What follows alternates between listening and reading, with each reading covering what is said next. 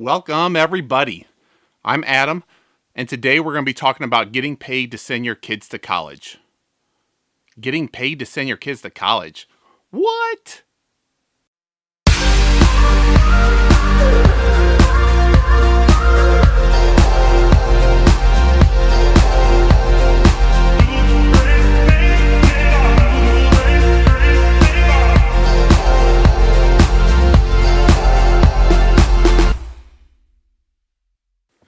Okay, so college, whether you're for or against college, you have to admit that it's awfully tempting to be able to send them absolutely free.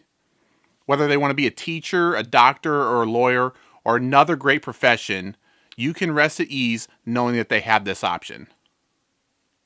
Even with that option, we all know that college isn't cheap. So I'm going to show you a way to save, and if done right, even get paid in the process. So what's all the cost in college? Well, you have board, books, tuition, among many other things. And it's going to vary depending on whether you're in state, out of state, what state you're in. And for argument's sake, in this example, I'm going to say it's going to be a 4-year degree, $60,000 total. So with $60,000, what's a traditional way that someone would pay for that? Well, you can obviously save ahead of time. Your child could not save but pay afterwards. Maybe there's a combination of those two. And obviously there could be a chance where your kid gets a full ride scholarship. But do you really want to bank on that? So let's use the savings example. Do you know how much you would need to save for 18 years each and every week? $90.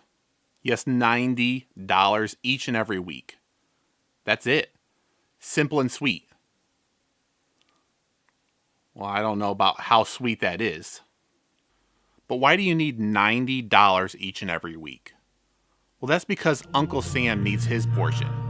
So you could say goodbye to $20. Oh no, not again. Now we're left with just $70 each and every week for 18 years. So 18 years of saving that $70, really $90, totals up to give your kid that option to go to college. I know what you're thinking. Adam, this doesn't sound that good. Well, I completely agree. So let's get into the real sample about how you can get paid to send your kid to college. Now with my example, the one that you're going to love, you're going to buy a $60,000 house. No, not a $60,000 metal house. We're going to buy an actual house. I only picked $60,000 because it's my example for college. You may want to buy a house more or less expensive. Maybe you want to buy multiple at a cheaper price. But I'm going to use $60,000 as an example. Okay, so now we have this house, and you're saying, Adam, I don't have $60,000, and I don't want to manage a property. Well, perfect. Because in this example, we're going to hire a property manager, and we're going to get a bank loan on this property. So for this bank loan, you're going to need roughly about 20% down. So that's $12,000. Do you have $12,000 saved? In the chance that you don't, maybe you have equity built up in your home and you can go get a home equity line of credit. Or maybe you have a family member or a friend that's willing to loan that money to you. So now we have this figured out. You found a house, you found a property manager, and that property manager is going to find the tenant and do all the legwork for you. They're going to rent the property at $900. And I chose $900 as an even keel number. It's not a super sweet deal. It's not a bad deal, but it should be a deal that most people can find. So now we have that rent coming in, and that rent's coming in at the $900. But what about all the expenses? Well, you obviously have quite a few, but I can simplify this and tell you to figure cutting it straight in half. That's a very good percentage to figure. That's going to take care of everything, including your property manager. But one thing that it's not going to take care of is your mortgage payment. Your mortgage payment is going to come out below that amount. So if you're left with the $450 after you cut that in 50%, you're going to have a mortgage payment of, I'm going to say, roughly $300. So that $300 payment is figured on a 20-year loan. And I picked 20 years because it's probably going to take 18 years for your kid to get to college. And that's going to be the closest term for you to get there and have that house paid off by the time they're ready to go. So you have that $450 left. You're going to subtract the $300 from that, and that's going to leave you with $150. But obviously, Uncle Sam comes back in and he wants his portion. So there's a lot of variables that go into account here. So I'm going to simplify it and say out of that month, you're only going to spend $25 in taxes. That leaves you with $125 left every single month. But you're saying, Adam, sometimes this property is going to sit empty. It's not going to bring anything in. Then I have to continually make payments. Well, that 50% actually accounts for vacancies as well. So there's going to be times where you're going to be making more than that and times where you're going to be making less. This is going to be an average going about.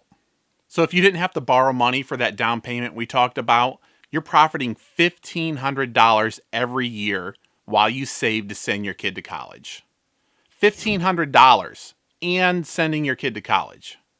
But if you did have to get a loan, I would recommend you take that $125 and start paying off that loan. If you got a home equity line of credit or need to pay someone back, you would be able to pay them back in 10 years, leaving you 8 years of making that $1,500 each and every year. Now it's been nearly 2 decades since you've bought this house, and you're saying, what do I do with it now? My kid's ready to go to college. Well, you could sell the house for a large sum of money and then use that money to pay for college. Oh, how do kids carry these around? Of course, you could always just finance the student loan debt. Did you know that student loan debt's one of the lowest interest rate loans that you can get? So then if you have this house, it's paid off, then your cash flow from the house can pay for that student loan debt. And if you're getting $450 each and every month, you can have that student loan debt paid off in 11 years. And then you still have a rental house producing income after that 11 years. I'm not even taking into account that rent prices are going to go up. So this is an added benefit we won't even figure into this.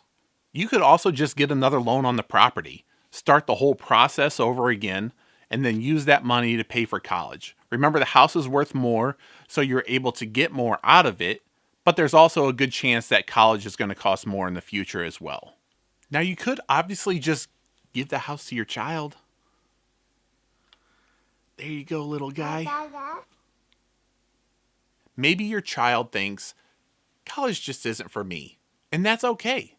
They could always just use this property as a starter home or as income-producing property for them to start them in life.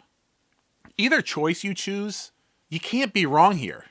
There's many different ways. I've laid out this path. We'll call it a yellow brick road of this journey for you to send your kid to college, and if done right, you get paid in this process. And that's it. You have just given your child one heck of a jump start in life. If you like this video, give me a thumbs up. If you haven't subscribed yet, I have no clue why, but do so now. And if you've done something like this to send your kid to college, comment below. I'd love to hear about it. And we'll see you in the next video.